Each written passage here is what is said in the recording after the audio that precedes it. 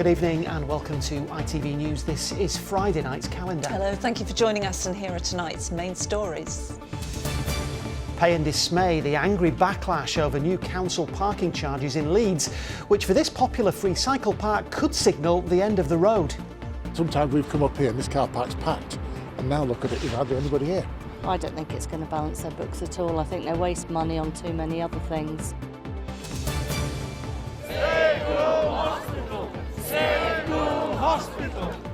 Hands off our hospital. Campaigners say they'll fight to the bitter end to keep local health services off the sick list.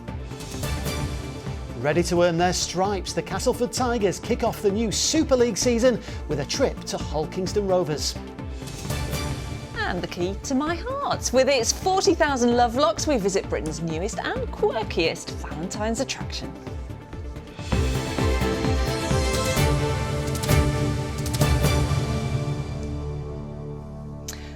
First to the backlash over newly imposed council parking charges in Leeds, with ticket machines attacked and businesses warning that it could force them under. Yes, there's been an angry response since fees came into force in 5 visitor spots earlier this week at places like Otley Shevin, Golden Acre Park and Leeds Urban Bike Park. Those running the popular free cycle facility in Middleton say it's already placing their not-for-profit under threat. Meanwhile, the council, which is fighting to plug a massive funding shortfall, condemned those whose frustration has turned to vandalism. Jonathan Brown has the story. Go, go, go. It's a rollercoaster ride that's free and fun, even on a damp February morning. But this open access facility at Middleton Park in Leeds has had its fair share of ups and downs in the 8 years since it opened. A pandemic and rising costs, meaning for those maintaining it, it hasn't been a smooth ride. Costs have just spiralled and the income just isn't there anymore, so we're sort of running on fumes at the moment. The bike park's cycle classes and maintenance are funded in part by sales at this cafe. It's run by a not-for-profit company. Now, it's feared parking charges imposed by cash-strapped Leeds City Council are driving away riders and visitors. The money raised, Jeremy says, won't benefit the bike park. They're having to look at things massively now to think, what can we do? If we don't make more cuts, it's going to get harder and harder. The money they get from car parking here is going to be minuscule. The only people that are going to lose out from this will be the community.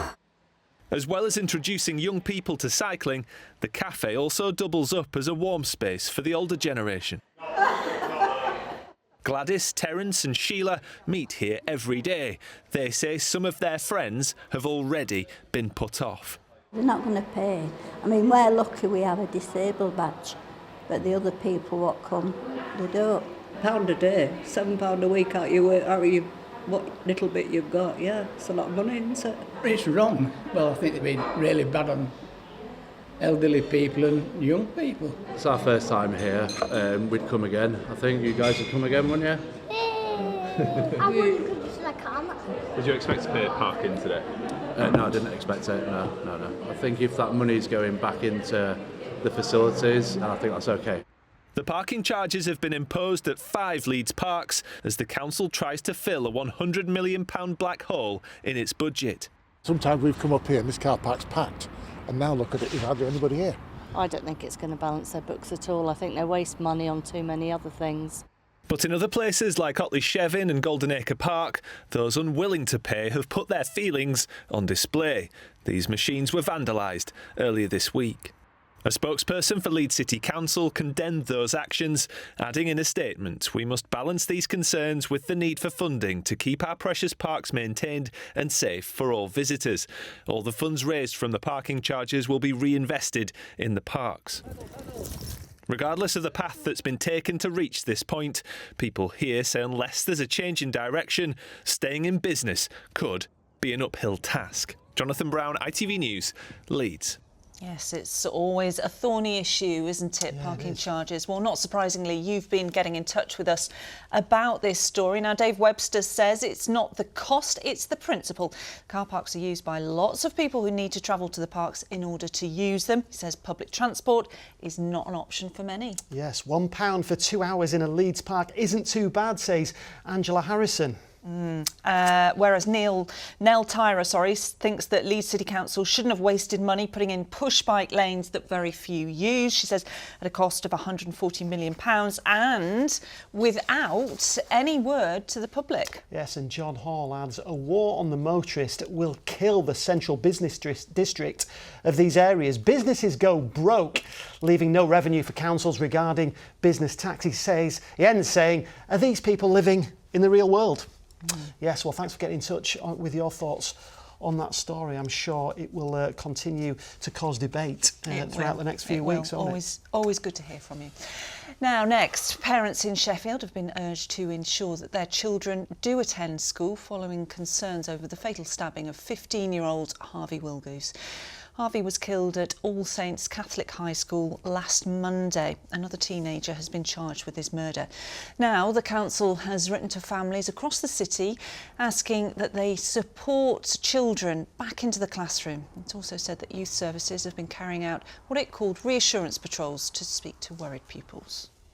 Well, staying in Sheffield, and a man has appeared before magistrates over a standoff with armed police which brought part of the city to a standstill for 36 hours. Yunus Yaqub faced a number of charges relating to the incident in Broad Street on Monday. Adam Fowler was in court for us. Yunus Yaqub's appearance in court this afternoon lasted around 10 minutes. He spoke only to confirm his name, date of birth and address, and to plead not guilty to 4 charges. These include a fray, intentionally or recklessly causing a public nuisance, a bomb hoax and criminal damage. All this, of course, relates to what happened in Sheffield city centre on Monday night when police were called to an address on Broad Street following reports that a man in possession of weapons posed a public risk. It led to the evacuation of several properties and the closure of some of the city's busiest roads. Yunus Yaqub has been remanded in custody and will appear before Sheffield Crown Court on the 14th of March. Adam Fowler, ITV News, Sheffield Magistrates Court. You're watching Friday Night's Calendar with Chris Stokes and Lara Rostron, and still to come. We go looking for romance down at Thornbridge Hall, where 40,000 lovelocks have found themselves a new home. And this weather front will be moving in through tomorrow morning, bringing potentially wintry weather for some of us. I'll have all the details in the forecast in a few minutes. Thanks, Joe. Now, crowds of protesters line the streets outside Goole Hospital today over fears significant cuts could be on the horizon. More than 10,000 people have signed a petition since staff claimed they were told a review was underway and services were at risk. Now, Northern Lincolnshire and Goole NHS Foundation Trust has repeatedly said that no decisions have been made. Yes, but today local people gathered outside the hospital to show their anger at what's being considered, while local politicians took their concerns to hospital bosses inside. Emma Wilkinson now reports. Save Goole Hospital! Save Goole Hospital! Local people in Goole have rallied to show the strength of feeling about the future of their hospital from the moment they learnt services may be at risk. Save Goole Hospital! There's been widespread concern here ever since some staff said they were told plans were afoot to close parts of the site. We've got minutes of the meeting where they are talking about reconfiguration, and that was talking about taking away wards, services and theatres. That's where these fears come from. And some residents like Sue think the opposite is necessary. She was on a waiting list for 10 months for an operation at Scunthorpe, only for it to be cancelled on the day. She was then offered the surgery at Goole the following week. They did absolutely fantastic. The nurses, the doctors, everything was so brilliant. And it's local. It's only been built from 1988. It's not an old hospital. But many here are worried about whether it has a long-term future. Well, I use the Goole Hospital quite a lot, so I see the kidney specialist, rheumatoid clinic there, osteoarthritis clinics there. Because I have breathing problems, I struggle to get anywhere else. The Goole Hospital is vital. Why should people like me have to go to Scunthorpe when I'm on a wheelchair when I've got an hospital here? Goole is growing. We got new houses. Goole Hospital is perfectly usable. The Trust told us in a statement today that over the past month it's been working with Goole staff and local partners to hear their ideas about the future of services here and the hospital building, and says it now needs time to assess those ideas and discuss them over the coming weeks and months. But campaigners have accused hospital bosses of already making inaccurate claims about the challenges the site faces. And in a meeting with the Trust today, the leader of the local authority and the local MP laid out those concerns. We've challenged a lot of their arguments about power supply and things like that. But most importantly, we've challenged the argument that somehow, that you shouldn't be making the absolute maximum use of this resource. The government wants us to have more beds. We've got unused beds in there. Wants to have local health care. It couldn't be more local than this. It was a very robust discussion, and we've got a lot more discussion to go. I think everybody in the room is under no illusion that we want the best healthcare provision that we can get for Goole, the residents and the surrounding villages. The Trust says until any final decisions are made, services here will remain the same. The process of analysing the options on the table is likely to take months. But these local people say they will make their voices heard every step of the way. Emma Wilkinson, ITV News, Goole. I think we'll be hearing more on that story over the next few weeks and months. OK, the ITV Evening News continues at 6:30. Here's a look at what's happening with Charlene White. Coming up on the ITV Evening News, world leaders attend the Munich Security Conference. Top of the agenda, the future of Ukraine, while President Zelensky warns about trusting Putin.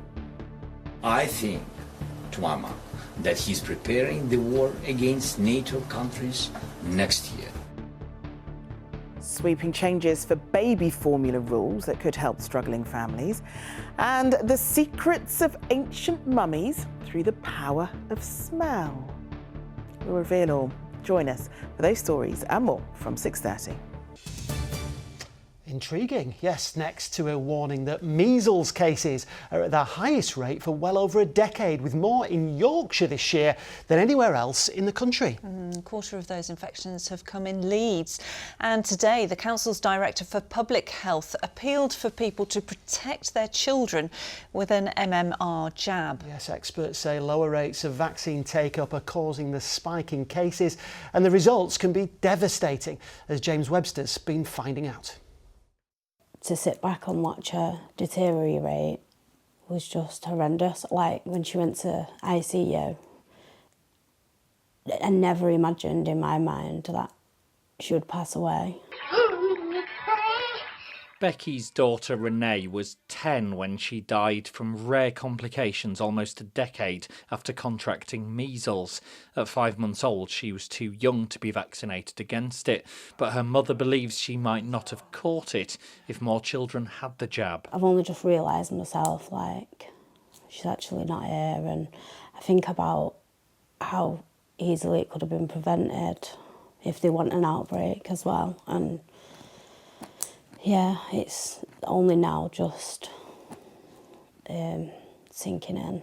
Our generation's risk of illnesses, like measles and whooping cough, is rising. Cases of measles are now at their highest level since 2012. More than 2,900 cases were confirmed in England last year. So far this year, there have been 91 cases. Almost a third of those have been in Yorkshire and the Humber, with 24 in Leeds. And experts partly blame low take-up of the MMR jab, which protects against measles. The average in Yorkshire and Northern Lincolnshire, 87%, well below the recommended 95%. But in Leeds, it's only 81%. Health experts responsible for Yorkshire and the Humber are studying the figures and say they're concerned. So we are seeing cases across Yorkshire and certainly in certain parts of West Yorkshire. But it's important to remember that actually people who are infected move about. So they may be in supermarkets, they may be at school, they may be in a leisure centre. So the best protection really is to try and get our immunisation coverage rates up so we are protected wherever we might be. Complacency is also an issue. At this specialist lab at the University of Leeds, they say some people have forgotten how serious measles can be. For the majority of people, measles is a self-limiting infection. You'll see it as a rash, as a fever, as a cough, bloodshot eyes, but it will you will overcome it. Your immune system will defeat that virus. Unfortunately, for a small percentage of those who get the virus, they will see a much more deadly form of the disease. By making sure them immunisations are up to date, you're potentially saving other children's lives as well as your own child. So I just really hope people see Renee's story and say, I've got to make sure my kids are vaccinated. And that was Becky Archer ending James Webster's report. And of course, we thank her for sharing her story with us. Yes, time for some sport now. And the rugby league season is back.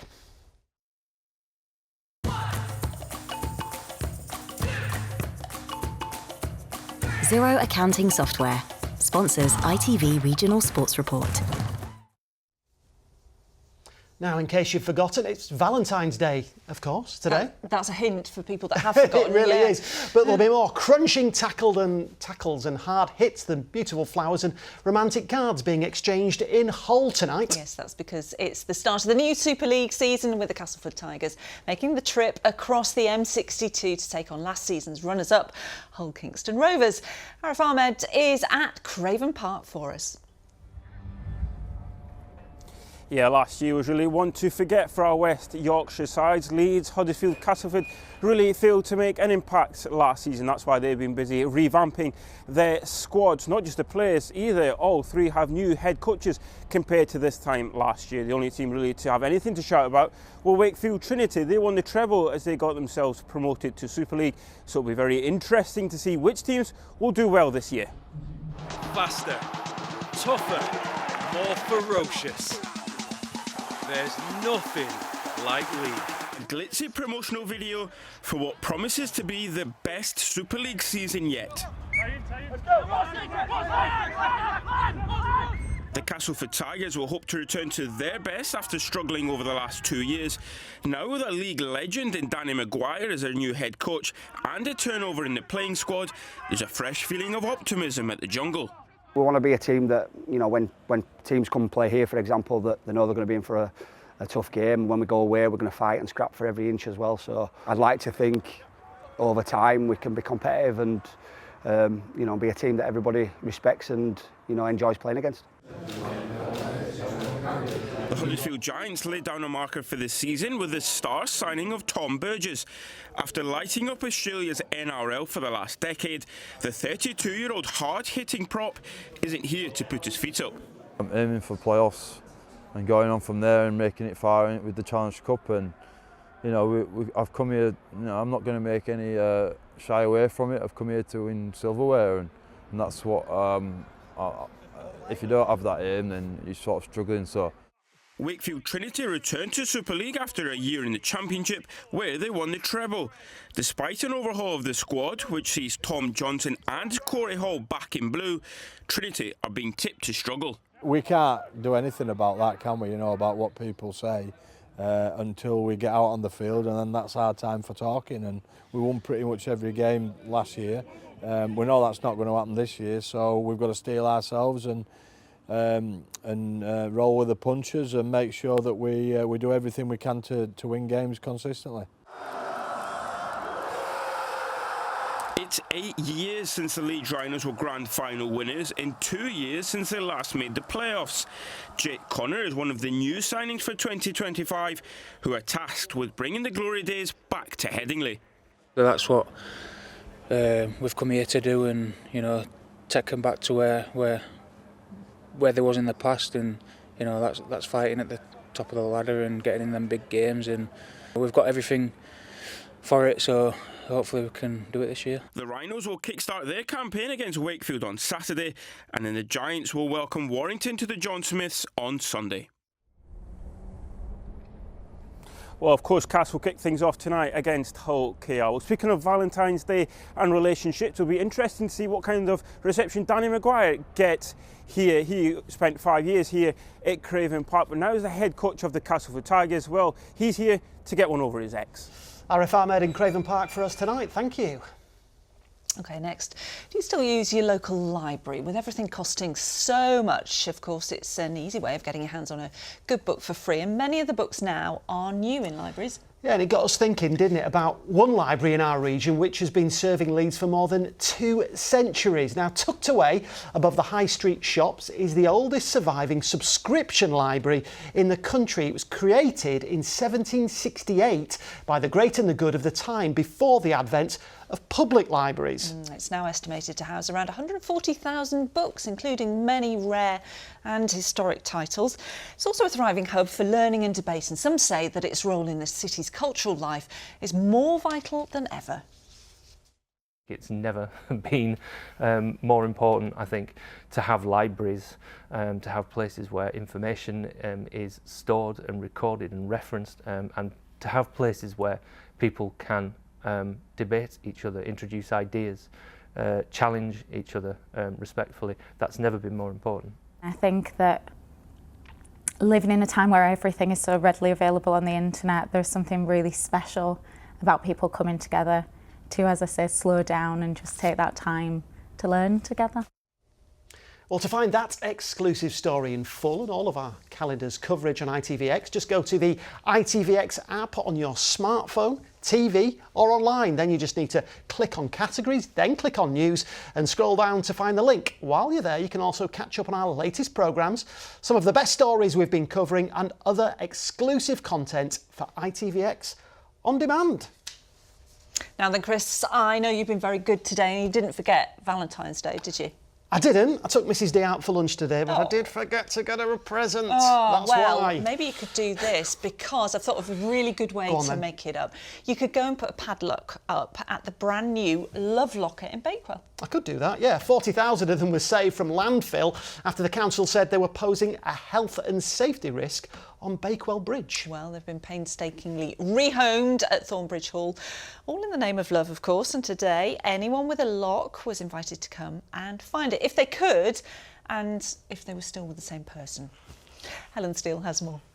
Grab hold. I, along with Richard and Mike, declare the Love Lock open! Why tell one love story when you can tell 40,000? Each one of these locks was once on nearby Bakewell Bridge, telling a story of love or loss. Their story nearly came to an end when the council was due to take them down and melt them, citing health and safety. Fast forward 4 years and they were revealed today in their new home at Thornbridge Hall. Some came to add their locks. Why have you come to do it then? Because we love each other, that's all. It's for my mummy, daddy, me and my brother. Others, like Pete, came to search for lost ones. And it was at the end of the bridge by the car park, so it should be here. And you're determined to be first to find it, are you? I am. Some were added in memory of friends like Christine Ward, who died from MND a few weeks ago.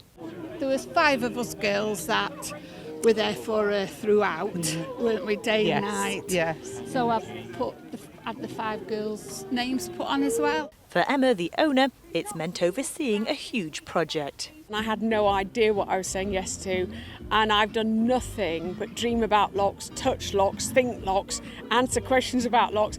Speaking of locks, Pete, have you found it yet? No. Still No, looking? I haven't found it. Pete's been married to Shirley for 40 years. I mean, it's pretty good effort, this, isn't it, for Valentine's? Yeah. You're not really into Valentine's? Really? Oh, no. Let's not tell Pete that. No, he'll never find out, will he? Meanwhile, others had more success. First to the victory bell was Martha, who was 6 when she hung hers. My husband, he looked, he said, this is for Martha. Yeah. Oh, Well done. Thornbridge Hall offered discounted weddings today for anyone proposing. Chris and Kate Watson married nearby 2 years ago. Put our lock on the bridge just over 2 years ago, and here we are today now trying to find it again. So. Slightly regretting not saving it for now and getting a half-price wedding and a lock straight on it. Yeah, definitely. Alan Steve. Back to Pete and Shirley. So you've joined in the search? Yes, after hours. Yes, I have. Why? I'm feeling a bit sorry for him now. After hours of searching, we came up with a plan. So what should we put on it? Just love to Peter from Shirley. Thank you so much.